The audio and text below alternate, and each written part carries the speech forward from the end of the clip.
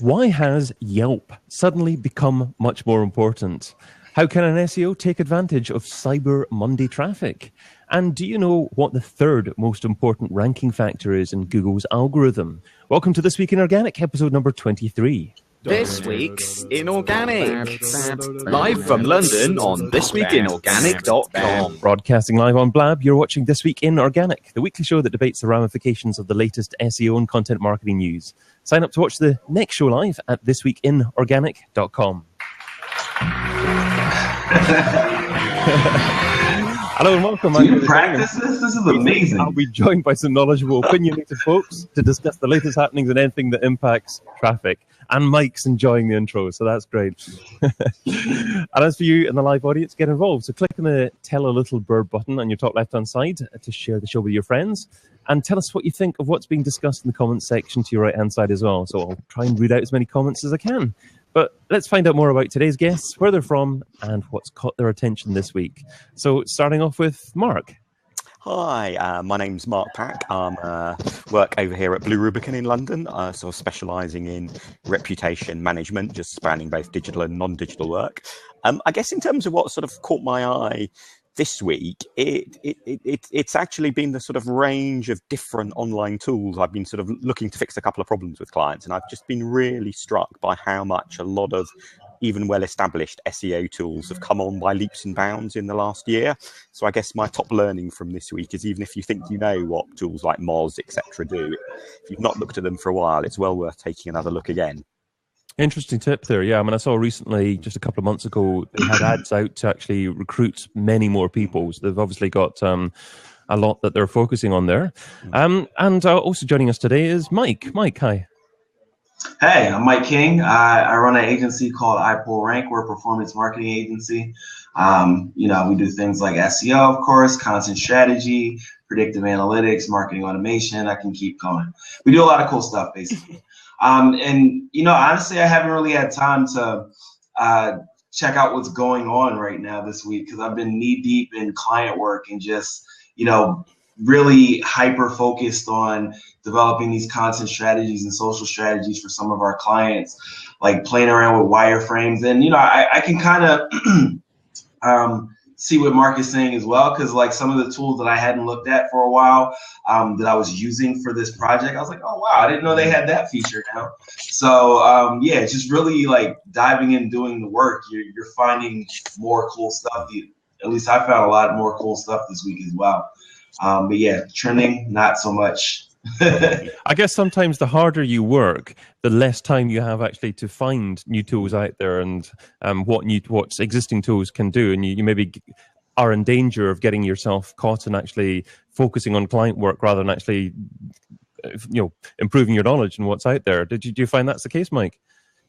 Yes and no, because, necessity is the mother of invention, right? Like you figure out new things through the course of doing stuff for your clients. But the thing is, when you're finding about new tools and things like that, it's a shiny object thing where you have to figure out, how does this fit into the context of what I'm doing? And so when you're actually doing the work is when you find those true use cases. So I think, again, to Mark's point, I was like, oh, I didn't realize Screaming Frog did that, that type of thing. So a lot of that has come up this week for me as well.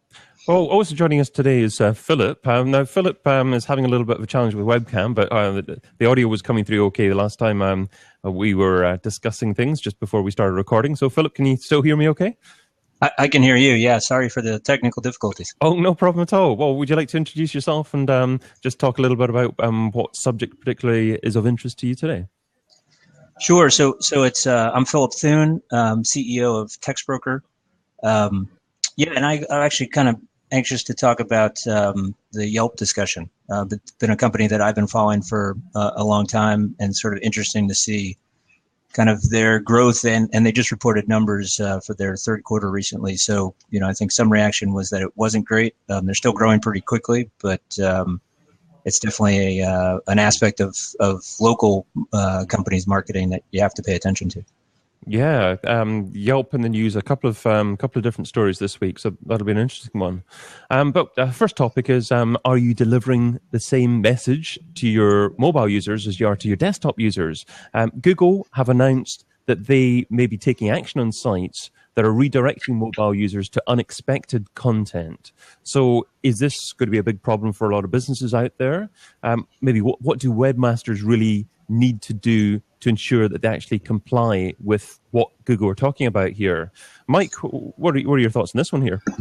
I think that's a smart move on the part of Google, because there's still so many people out there that haven't really, kept up with what you need to be doing from a mobile perspective.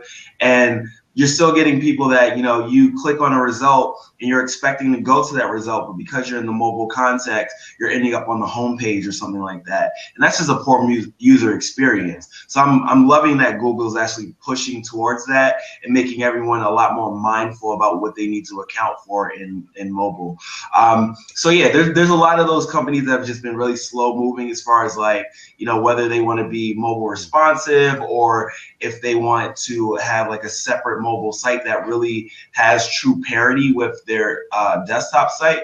But I think that this is a good thing in that they're going to get pushed to finally have to make some decisions and put some of those things in place. So do you think as long as if a business has a separate mobile site that provides a decent experience and parity, as you say, to their main desktop site, then that's completely fine and just as good as having a responsive site then, Mike? Yeah, absolutely. I mean, Google has gone away from saying that like you have to be responsive. They're fine with the two URLs. They have a meta tag to basically, connect those two pages now. So it's not so much that they're like, you must be responsive at this point. They just want you to have a good experience no matter which context you come from. Okay. So, Mark, do you, working with clients, see clients that have a very poor mobile site, without naming names, of course, that they don't really offer the user a great experience and deliver the same content as a main desktop site? Yeah, I mean, I think one of the main issues I find with a lot of our clients is that the digital side of things, SEO, etc., is not their number one priority. They're not, say, e-commerce firms, but it's an important but second tier issue. And therefore, very often, just the levels of knowledge of what counts as good practice, etc., are relatively low. And people are used to looking at their company website from a desktop computer in the office, and the world beyond that, they don't necessarily instinctively get. So one of the things I actually really like each time Google adds something more into what it says you should do is it just makes it really easy when I'm, say, having a conversation with a client to say, look, bit of basic good practice. Let's make sure everything you do follows Google's advice for standard good practice. And people can get, yeah, we should do what Google says is good practice. That's an obvious yardstick to me. So I think this extra thing they've added in is really good news, because that will make it a lot easier to persuade people that, yes, this is something to pay attention to, and here's a good route as to how to deal with it. Of course, there'll always be the one or two special cases where you do really want to do something very different on mobile from desktop. But a lot of the time, I think the problem is simply people have forgotten. They're used to looking at it on desktop, and they've almost forgotten that, yeah, they know in theory mobile matters, but they've not really followed through on that thought. So, Philip, I mean, you obviously produce content for lots of different websites. Do you find that websites are not so focused on mobile sites and delivering an equal experience to mobile users as to the desktop users? It's interesting. We have tens of thousands of clients, everybody from, small local businesses up to, eBay and some of the largest online companies out there. And so as a result, we see a huge disparity in terms of technical know-how, sort of SEO know-how, kind of just even what Mark was saying about just knowledge of kind of best practices. And so, yeah, it's because of that wide range, I'd say, certainly the bigger companies we deal with, not only are they, concerned about mobile and is it the right experience, there's this question of an app versus the mobile web.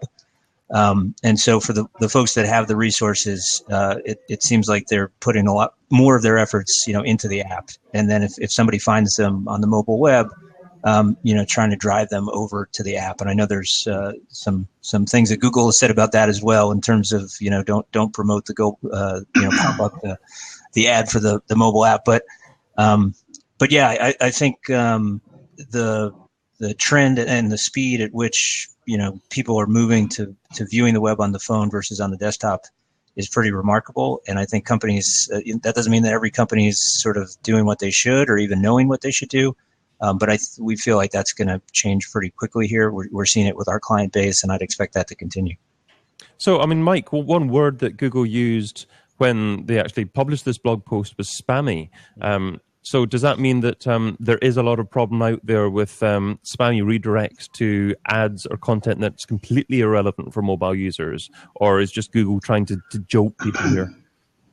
Well, the thing is that, like, I've seen recently that people are still doing cloaking, and cloaking is still working. And so, you know, having the two different contexts does give you an opportunity to do some cloaking stuff, and you might think that you're getting away with it because of the fact that in the specification, Google says that it's okay to have like JavaScript redirects rather than server-side redirects for these types of things. So it's a lot of easy opportunities to do cloaking. And again, like I don't know that, like I don't have clients that are doing this, but I've seen some instances of people doing this. So Google might be seeing more of that happening because of the ease of setting up that type of redirect system now, and maybe they're just trying to thwart it before it becomes a bigger issue. Okay, we've got some good chat going in the sidebar here. Some people saying that it's not easy for small businesses to actually get into the tech side of things. And other people are saying, well, small businesses should be able to get a mobile responsive theme for $50 or something like that. So I guess the key thing is to actually maybe upgrade your themes to something that actually works now as opposed to something that could be 3 years old. Is that something you'd... Yeah, I definitely agree with that. I mean, WordPress makes everything so easy these days. You can go on ThemeForest, even though some of the themes on ThemeForest are not well coded, but you can go on ThemeForest and get a responsive, site for, like he said, $50 or less. So there's no reason that you guys, as a small business, can't get up to snuff as far as what these specifications are. In fact, you should be able to do it pretty well because these bigger companies are able to do it reasonably fast, and they have all the bureaucracy that they have to deal with. So, Mike, do you think Google are saying that you absolutely have to have a mobile version of every page on your site that is targeted at the desktop as well? I mean, it should be mobile friendly. I'm not necessarily saying that it has to, like, change for mobile, but like, you know, there's certain things that make a design work well on mobile that don't necessarily mean you need to have a completely new experience. Like maybe your font size just needs to be bigger in general so that it works well for like the context of mobile. But I think ideally, yeah, that's what they want you to have, an experience that is mobile specific. Yeah. So either a responsive site or a mobile site for each of the main pages that you want indexed on your site. Don't just have a mobile site that contains 20 pages when you've got 400 pages on your desktop and runs. Exactly. I think that a lot of people, you know, in the mobile context initially, they're like, oh, people don't want to read that on their mobile phone. Yes, they do. Like there's so many times that you're using your phone and in a context, like let's say you're watching TV, you don't feel like going to grab your laptop. So you're going to read the entire thing on your phone, or you're going to read on the train or on the toilet like everyone does now. So there's no reason to not have all the content that's available on the desktop version available for mobile too. It's interesting. Andy Halliday saying in the chat that his site's custom built, so it's a lot harder to actually get the resources, get his IT team to actually make those changes. And so it's funny that it's probably even easier for small businesses to make these upgrades, make these changes, and it's more difficult for big enterprises to quickly change. I think it depends a lot on how much knowledge the small business has had to start with. I mean, I think that, for example, actually a local cafe near me at home where I was trying to find them online the other day to work out what time they opened on a Sunday morning. And, you know, their website was just a walking disaster in all sorts of ways. But I'm sure with the best of intentions. I mean, I didn't ask the cafe owner, you know, about it. I thought it'd be a bit rude to sort of interrogate them about the website along with my coffee order that morning. But I guess they just don't really know much about the online world, and they probably didn't hit lucky with the friend of the friend who gave some advice, etc. And so they didn't end up with the nice, simple, straightforward, easy to maintain and update WordPress type site. And I think a lot of small businesses suffer from that. But I think the points made in the sidebar are absolutely spot on, that if you do go down the route such as a WordPress site, it does make an awful lot of these things easy for you. And increasingly, the importance is not just to get a site that's right for SEO and other purposes for today, but to have something that is likely to be sustainable in the long run, because as we know, with Google, love their new announcements, and whatever works today may well not be exactly what works in a year's time. So you don't want to find yourself locked in the past. Maybe the cafe signed up with Wix and made a website with them. That was a topic from last week, actually. But let's move on to the second topic, which is Amazon's Alexa voice assistant now has its local business listing results powered by Yelp. So does this mean that Yelp has suddenly got a lot more important for local businesses themselves? Mark, seeing your local experience, what's your thoughts on this one?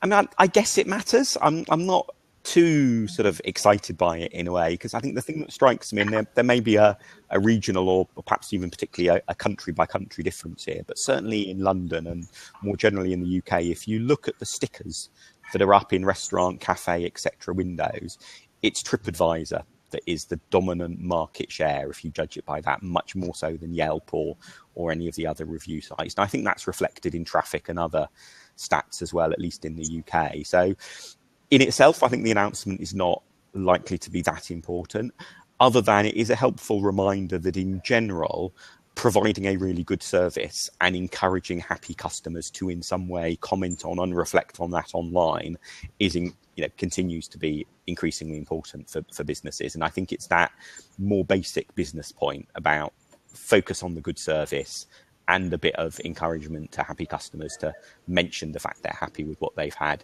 that is more important than the particularly nuanced technical details of one review site versus another. Well, do you have any thoughts on this one, Philip? Are you involved with looking to see what local directors are doing? I suppose your business focus really isn't on that area. Well, we just have so many local businesses who are clients of ours, looking for content for their website, just to sort of keep them relevant, both for SEO purposes and more for kind of true content marketing purposes, meaning, trying to display to people, in the community that they are experts in their field, or they know what they're talking about, or they're publishing about the latest trends. A lot of times a small business owner, doesn't have the time or isn't a very good writer. So we end up being a pretty good solution there. But I think what I found sort of interesting, I think with the Amazon announcement, right, it kind of depends on how many people buy that product from Amazon as to how much of an incremental kind of help that is to Yelp or to the people who are kind of focused on Yelp. But what I found interesting about Yelp's recent announcement, just kind of goes back to the conversation we were just having about mobile, is that 70% of their page views weren't just mobile. 70% of their page views were on their mobile app. So I think it speaks to what we were just talking about in terms of the importance for any kind of company. Obviously, Yelp is one of the biggest out there, but understanding that shift of where people are looking for information, as Mike said, could be in different rooms of your house, or certainly out on the train or outside the house. But yeah, so Yelp. I think the other number that was interesting is that they had 20 million. They called it app unique devices. So sort of 20 million people checking out Yelp on their mobile phones during the third quarter of the year. So some respects, if you compare that to how many people have Twitter or other apps, maybe that seems small. But I think if you're a local business, that means somewhere between at least in the U.S., probably somewhere around 1 in 10 or 1 in 15 folks, have it, and they're certainly using it on their phones. And that's the only Yelp, to me, because of those dynamics, seems to get more and more almost like outdoor advertising. Yeah. So my history is I started out as an investment banker working with what are now termed old media companies, so television and radio and billboard. And if you think about sort of the online equivalents, people loved billboard because they felt it's where somebody's out and they're sort of on their way to something. So if you can influence where they're going or what restaurant they're going to eat at, or what they might buy, it seemed to have more immediacy than television, when you're sort of typically you're in your home and you're not necessarily thinking about running out to a store.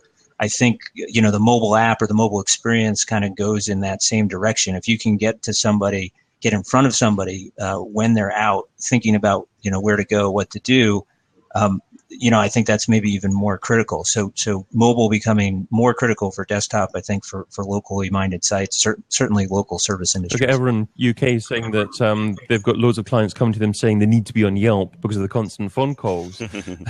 And I haven't really focused on Yelp or much recently, but we can obviously see they're growing quite significantly. So is it the case, Mike, that Yelp are more prominent in the States than the UK, do you think? Yeah, I definitely think so. Like, you know, someone said that, or was it Mark that said TripAdvisor was more the thing in the UK? I would say it's the reverse here. You know, like Yelp is kind of part of our behavior. You know, like let's say you're in a neighborhood, you have no idea what to eat. You say, oh, why don't you Yelp that? We don't say, oh, why don't you go on TripAdvisor and say, where do we eat here? So yeah, I definitely think it's a much bigger thing here. I wouldn't say, you know, it's something that brands need to focus on just because of the thing that they're doing with Amazon. I think it's more of a, you know, a discovery in general type of thing that brands should be thinking about from a perspective of, you know, this is how people find where to eat. So, you know, let's make sure that we're there so people can find us. Obviously, we're talking about originally the fact that Alexa, isn't it? I forgot the name of it there. Alexa by Amazon announced this week that Yelp are going to power their local results, so I guess their voice results there. But Alexa itself, is that something that anyone here in the discussion has actually tried? Oh, the Alexa web rankings. Oh no, Alexa by Amazon. It's the name of the voice assistant. Yeah, thanks for clearing that up. I had no idea. I was going back about 15 years. Yeah, absolutely. Yeah.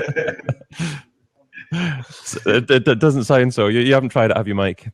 No, I haven't. I mean, like Mark just thought. I was like, we're talking about Alexa in 2015.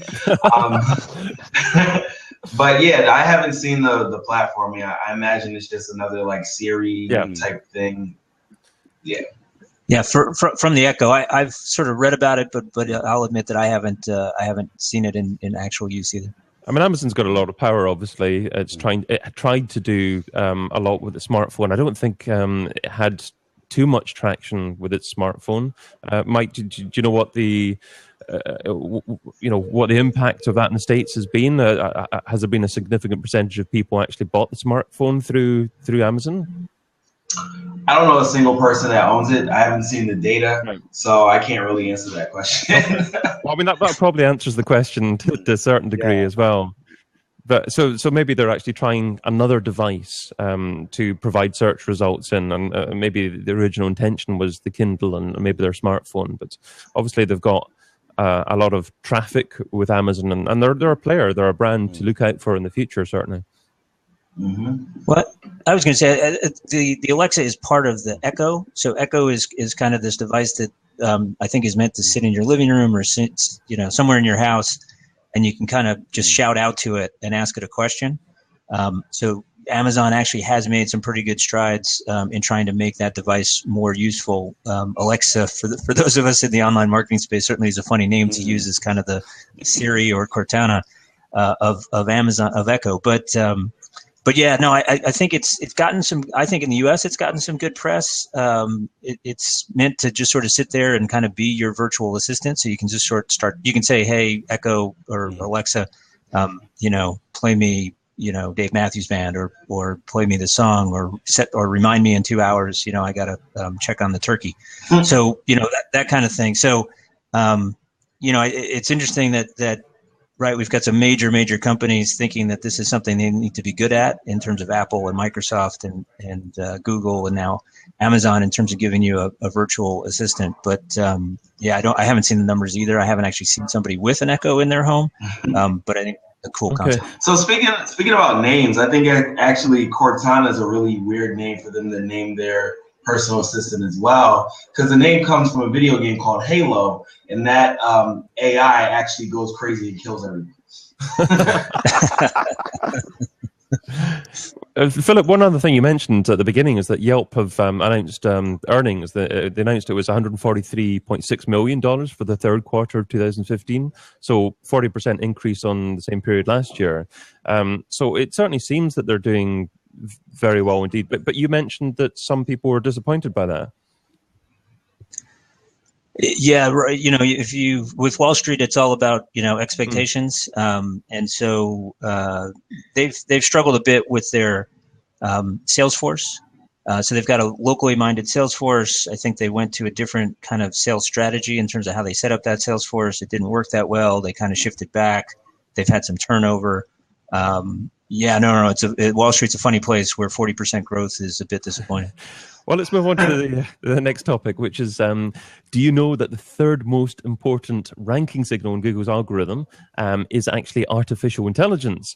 Greg Corrado, a senior research scientist with RankBrain, says that their AI has become the third most important signal for Google, actually, in its algorithm. So what does this mean for the future of search, and how should businesses try and remain ahead of the curve? Mike, what are your thoughts on this one? I think it's smart. I think that's where I expected them to go, because they've had this Google Brain project, kind of floating out there for a time anyway. And so, I completely expected them to make their algorithm essentially become on steroids. And the reality of it is there's so many factors to judge, what a good piece of content is, and links isn't necessarily the right thing. So I think it's good that they're trying to solve this in other ways. As far as what brands should do, I mean, I hate to say it, make good content, make the things that should rank. And ultimately, Google is always going to try to solve that problem with the smartest way that they can do it. And this is just a new iteration of that. If we could see Philip at the moment, I'm sure he'd be nodding away with the make good content thing. Absolutely. So, Philip, what are your thoughts on this one here? Yeah, I would echo Mike. I think what, as I've spoken at conferences over the last couple of years, I still have trouble getting away from keywords. I still think keywords are pretty critical, but no, the advice is exactly what Matt Cutt said, and what people at Google have been saying, which is don't think about us. It's kind of a ridiculous thing to say because they have so much power in terms of driving traffic and revenue to businesses. But their goal, right, is don't think about Google when you think about your website or your mobile experience. Just think about what's best for your customer, and trust us that if you do the right thing, we will recognize it and move you up the rankings. And as Mike said, cloaking. There's still things and tricks that can work, and we still see some of our clients who are holding pat to some techniques that are maybe considered more black hat. But the general trend is definitely away from that, and as a result, I think you want to think long term. We saw with Penguin, not only did you not get benefit from some of the kind of sneaky things you might have done, but you were getting penalized. And then you had these companies that had, in one case, I heard a story, there was like 1 million links. Some huge company had done some pretty crazy SEO practices, and they had 1 million spammy links that they had to kind of show Google they were trying to, get rid of or ask to be put down or something. So, at this point, and artificial intelligence, I think, only confirms it, which is Google is only going to get smarter and smarter. And so stop trying to, think about how you can, and I know this is going to come up in a couple minutes here when we talk about Cyber Monday traffic. But, if you've got a month to go and you're trying to think about fast acting SEO techniques, I would say probably not a good idea. Kind of put in the work, think about the long term, do what's in the best interest of your users, present yourself as kind of an expert. Content obviously is a great way to do that. But yeah, I think it's a trend. Artificial intelligence maybe accelerates the trend, but it's been a pretty steady trend for going on, over 5 years. So apparently, go for it, Mike. No, I was going to say, the algorithm as it stood anyway was artificial intelligence. It's just very narrow artificial intelligence. It just sounds like the scope of what they're using and how they're thinking about, the decisions that the algorithm can make has just gotten bigger. Everyone UK is saying SEO is like Batman, mysterious, usually wears a black hat and has an enemy called the Penguin. That's funny. Mark, AI, allegedly number 3 at the moment in terms of the importance in Google's algorithm. Can you see it going to number 1 in the next year or so? Yeah, I guess if you're really interested in sort of AI and algorithms and so on, this is big news. It's a quite a significant breakthrough in terms of AI becoming core to sort of mainstream deployment of a service to consumers.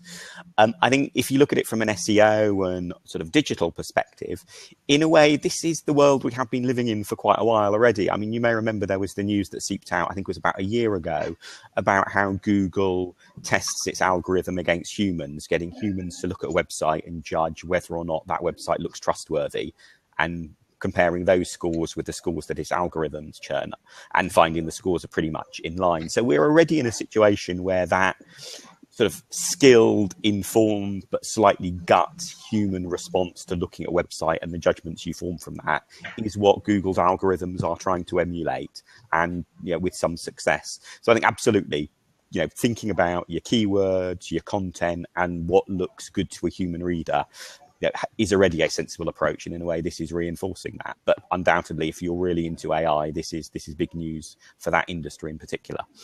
So in relation to this, there was also a blog post from Bruce Clay, and saying that the two things changing SEO forever were machine learning algorithms, so effectively AI, and predictive search.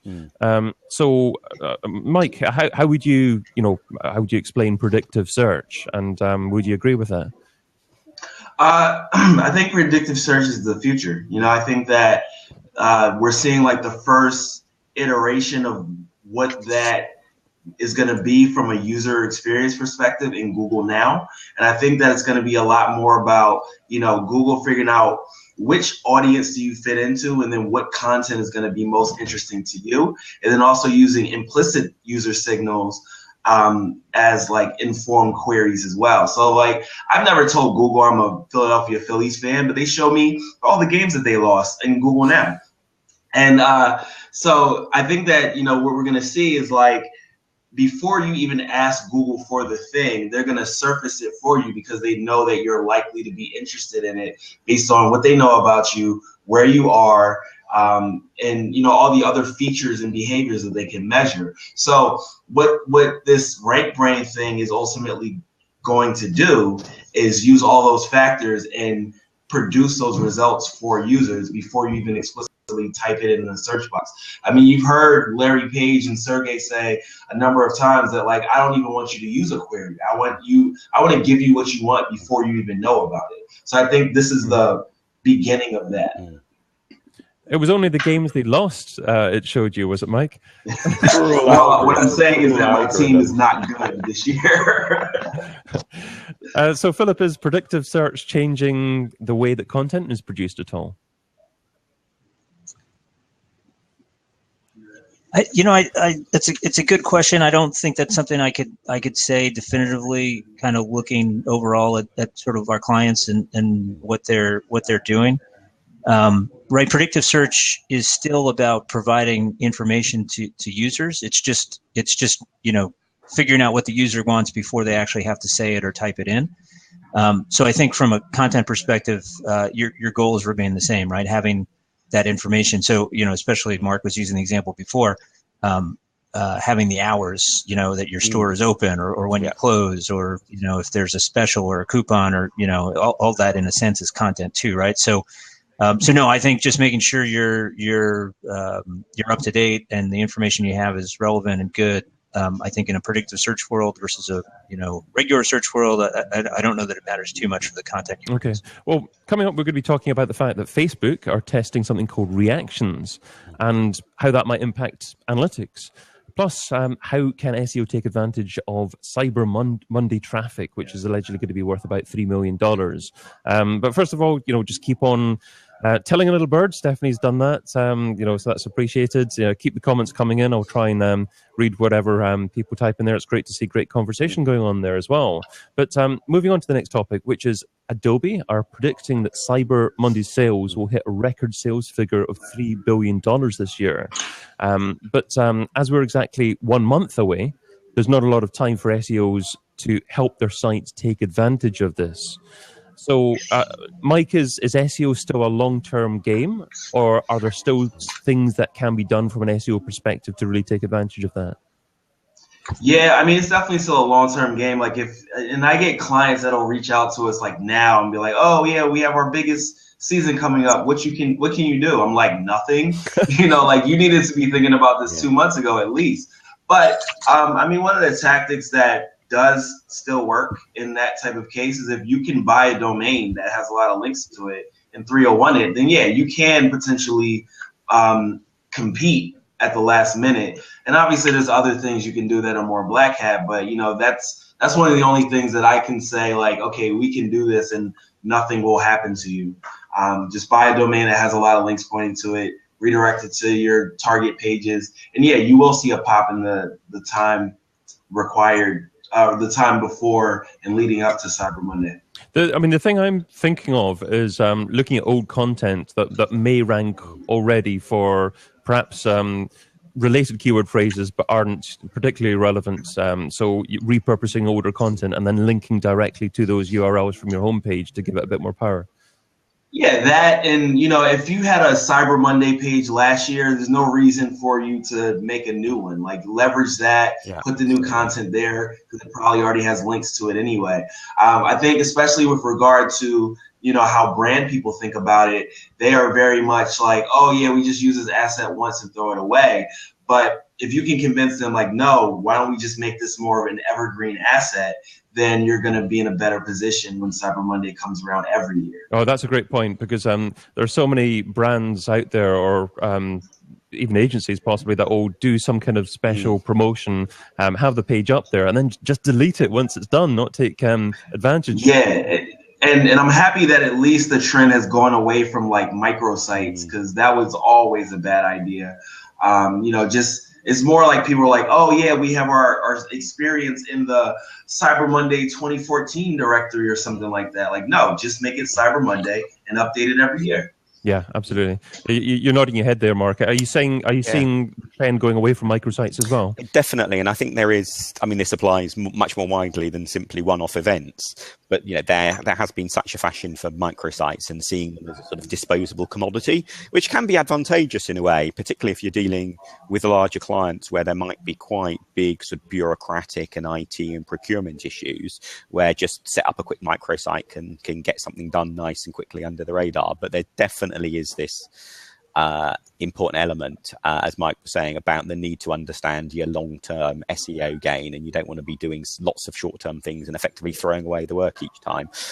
I guess the one other tip I would add in terms of sort of Cyber Monday is go back, have a look at your stats and rack your memories and your emails from last time. And just, what were the things that came up? Maybe there was a customer support issue that suddenly became a big thing unexpectedly. Be prepared in terms of knowing what were the bits of content that suddenly became more important last time. And also, of course, double check with your IT and your hosting that, the one thing to really kill your SEO is if your website's dead. No matter how well optimized it is, if it's not running, it's not going to appear. It's not going to be garnering lots of traffic. And so it's making sure the IT team and so on are all geared up to deal with what could be a very unpredictable spike in traffic. So, Philip, do you actually get many requests for content for one-off events like this, or is it mainly general content that you tend to focus on? It's both. It's both. So, and it's interesting, in terms of we will get some clients who are very clear, this needs to be evergreen, and let's say, for example, travel. Right, if it's holiday travel, you're going after a destination guide or hotel guides or things like that. Can make a big difference actually to some of the travel sites in terms of their SEO performance. But they tend to, something like that. They're very focused on being evergreen. So great example, instead of saying, the Bellagio, casino in Las Vegas was updated last year, which, 6 months from now, 12 months from now, certainly is going to be a kind of an out-of-date comment. Say the Bellagio Casino Hotel was updated, in 2014, right? That statement never goes, is never going to seem dated. So So yeah, so that kind of that's definitely a focus for a lot of our clients. But yeah, if there's an event or a series of events, they definitely will come to us and we can handle that. One of the things we recommend, and again, we see this, I wouldn't want to say it's a trend because it's been pretty consistent, but one of our recommendations in terms of just thinking about content marketing is focusing on the calendar. So first of all, planning ahead, but second of all, we've got clients who sell some fairly, niche things. And they might have great content about their product or their service or their expertise, but the question becomes like, yeah, but how, people aren't necessarily searching for that. And so we always recommend, thinking about the calendar and somehow trying to tie in, what you do with what people care about at that moment in time. So as the holidays come up, obviously it's the holidays, but, the start of the NFL season or back to school or Valentine's Day, or, if you look at the calendar, you're only typically a few weeks away from something, that happens every year that you can predict, or maybe every 4 years, like the Olympics, stuff like that. But something that's coming up that people are going to care about, that people are going to be searching for. And the real trick is trying to figure out how to kind of insert yourself into that conversation in a somewhat relevant way. And so we do get a lot of requests for that kind of content. Try to insert yourself into the conversation in a relevant way that seems as if you just come up with the content, but the content's pre-planned and hopefully you produced it before, yes. Exactly. Yeah, I don't know if Mike and Mark, I'd be curious in there because I think they've got probably more expertise on kind of the short-term SEO stuff, but maybe like Google News, because we've done some stuff there where, and it's pretty hard for smaller sites to crack that. But Google News, right, is something, if you have something newsworthy or something that people are interested in, you talk about, and again, this would have to be planned that you'd sort of have that feed and everything, but that seems to me maybe a faster acting way. It's not the Google search results, but there's always a Google News element to the search results if it's a somewhat of a current event kind of Definitely, thing. and I think the Google News example is a really good one because it nicely illustrates how moving quickly and successfully in the short run is often the result of long-term planning and preparation. So often one of the things we're working on with client websites is this a site that might qualify for inclusion in Google News? And if so, then trying to get it included. And that's not something that brings immediate benefits, but what it does mean is at some point, it might even be 6 months, a year down the road, there is something that is a fast moving story and they're really keen to get their version of events out quickly and prominently. And then, oh, hurrah, fantastic. That was really good. We put in all the effort into getting into Google News. So I think it's like, what quite a lot of successful sportsmen say. It's remarkable how many years of practice go into becoming an overnight success.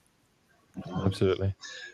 Yeah, I mean, the only difficulty there is that because of the fact that it's so long term, it can be difficult to get a client to prioritize that. That's very true. Yeah, for those situations where it can be effective. But yeah, I mean, it's definitely an option. Mike, in relation to Cyber Monday and content from the previous year, so if you've had content up there, is it okay to actually take away all existing links to that piece of content and have that URL as an orphan page until it comes round again, or should you actually keep a few links, or at least the page to be crawlable from your homepage somehow, to give you a better chance of actually getting it ranked again this year? So maybe not the homepage, but it should definitely, the internal links throughout your site should remain there. Because you definitely want that link equity to be flowing to that page, so it's not like just last minute, oh, we got to get links to it. Like, you definitely don't want it to be an orphan thing, but I definitely get your point because you don't want people being driven to your Cyber Monday page when it's not Cyber Monday. Yeah. So, I mean, in that case, you can just really scale back that content, or you could say, hey, these are the deals that you missed out on, or something like that for that time when it's gone. Or you can make that page be more about capturing email releases or emails for when the Cyber Monday stuff is coming up. But just make it so that page isn't, and like having it be an orphan page is not a good idea. You don't think having it like the link in an XML sitemap is enough? You think there's got to be some HTML link somewhere in the site to the page? Yeah, because we don't want it to be this like big shock to Google, like that they have to catch up with as far as like the internal linking structure pointing to that page. So of course you want it to be hard to find for the user. when it's not Cyber Monday, but Google should still know that this is a page that's worthwhile, so that when it comes the time around for that, they're going to see more links, of course, from other sites and things like that, but they still want to know that this is a valuable page for you. So when it's time for them, for people to be looking for these specials, they're already thinking like, okay, this is an authoritative page. We should be considering this for the top rank. Okay, good tips there. Huh? Well, I reckon that takes us to the last topic, actually, which is Facebook are testing reactions, a new feature that could even enhance the like button, perhaps even replace it over time. But is this to encourage user engagement or offer better content performance metrics for marketers? So let's start with Philip for this one. Philip, what are your thoughts on this one? It's going to be interesting to see. I think I can't remember if it was 2 months ago, 3 months ago, Facebook sort of did a trial balloon of the dislike button, right? Sort of saying, hey, we think like is kind of a limited way to express yourself, and maybe we need to provide some more choices. So reactions obviously going in that direction. Some of the comments on the sidebar when we were talking about Yelp were some frustration with how Yelp might treat certain businesses. And there's a lot of rumors about what Yelp does or doesn't do in terms of, tying your advertising to where you show up if you don't advertise. But yeah, I think as a business, as a website, Facebook, it really depends on what audience or what kind of audience you have. It's interesting with TextBroker in that we have really two different kind of groups of folks we need to serve, and they're very, very different in sort of where they go for information, how they act. One are the clients who need content, and the other are the authors. We have tens of thousands of authors who are writing for our clients, and so we can post something on Facebook, but if we do, it's pretty much about the authors. That's where authors like to congregate. LinkedIn, seems to have a much better response rate and reaction for us if we're trying to sort of reach our clients or the clients who are interested in what we're saying. So I think it really depends on the business. If Facebook is important to the business, certainly if it's a consumer-oriented business, I think we're going to have to see what happens with the reactions test and where Facebook goes. So it's hard to give anybody some advice in terms of what to do right now. But yeah, I think it's interesting. One of the frustrations that people have with Yelp or businesses have with Yelp is sort of controlling, what customers are saying about them, and is it fair? Same with TripAdvisor that Mark was talking about. Is it fair? Is it reasonable? Is it being sort of put there by a competitor with nefarious purposes? So yeah, I think. Well, the like button is certainly kind of limited, and then that's the only emotion you can kind of do. I think Facebook needs to actually think carefully about the ramifications of giving people more choices, and especially if they give them kind of an ability to sort of cite something negative. So, Mark, I mean, with your clients, have you seen over the last couple of years big brands move away from Facebook pages? And can you see perhaps these additional metrics, Facebook pages becoming more attractive again for brands to use? I'd say the opposite, almost, that Facebook pages have become even more important. And I would say that even if Facebook weren't a client of ours, but I think because Facebook has become so dominant in terms of its share of the audience, and for big brands in particular, that's a very simple calculation. You need to go where your audience is. And if your audience is on Facebook, that's where you need to go. There's obviously has been quite a significant shift from sort of reliance on organic reach to needing more and more to have paid for plans to support your Facebook activity. But Facebook, I think, is quite rightly very central to those activities. In terms of these latest changes, I mean, I think there are probably two motivations. One is, which is very much for the ordinary Facebook user, and that is you see a bit of content, maybe it's somebody's bereavement, maybe it's a divorce, maybe it's illness, and like is just so not the right sentiment. And so part of it is about giving people in those circumstances a better, broader range of easy sort of emotional reactions. And then the other is this potential that if you give people a wider range of reactions so that they can respond to an advert by saying, they're frustrated, they're angry, whatever, that actually teases out a lot richer information. Whether that will really take off, I think, as with a lot of these things, Facebook tries out 101 different things, 4 or 5 of them flop, a lot are sort of okay, a few of them work well, and 1 or 2 really take off. Much too early, I think, to tell as to whether this one becomes really successful. But I think that idea of trying to allow people to have a more nuanced set of understanding what people are saying rather than simply positive, negative is where Facebook will go, partly because it's the work, that we see with our clients with digital listening and analysis is more and more, it's not the simple sentiment score that's of interest. It's understanding the drivers behind those emotions that are useful. One of the things that Facebook mentioned last week, that it's going to start indexing its public posts. So, Mike, I mean, do you think that these additional sentiments are going to assist it with it being able to rank the results of these posts in its search results more effectively? Yeah, absolutely. I mean, I think that Mark is spot on with his assessment. I think it's interesting that this is happening at the same time that Twitter is trying to figure this out. So, they're removing the tweet counts entirely. Like, they no longer will have that API endpoint. And they're actually rolling out more rich analytics on how people are engaging with content on Twitter. So I think it's interesting that they're both trying to solve the same problem. And I also think it's interesting that so many people have built tools on top of like and share counts and number of tweets and such.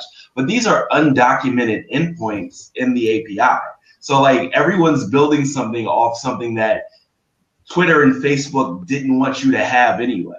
So I think it's interesting that they're realizing, okay, this is a great opportunity for us to potentially turn this into richer analytics and also more features that we can leverage in sorting out this content problem. I think that's one of the biggest things that Twitter and Facebook has to solve, and then Facebook has done it by, killing organic reach to some degree and also making that something that you pay for. But I think it's really interesting that these different signals that they're building can then be put back into the product and, like you said, rank content for different audience segments and such. Again, solving that problem that Google is trying to solve as well with regard to highlighting content for someone based on who they are, what they show interest in, rather than just explicit queries. Wow. Okay, a lot of wonderful points made there by all our guests, so thank you so much for that. But that just about takes us to the end of this week's show, so just time for a single takeaway and some sharing of find out more details. So starting off with Mark again.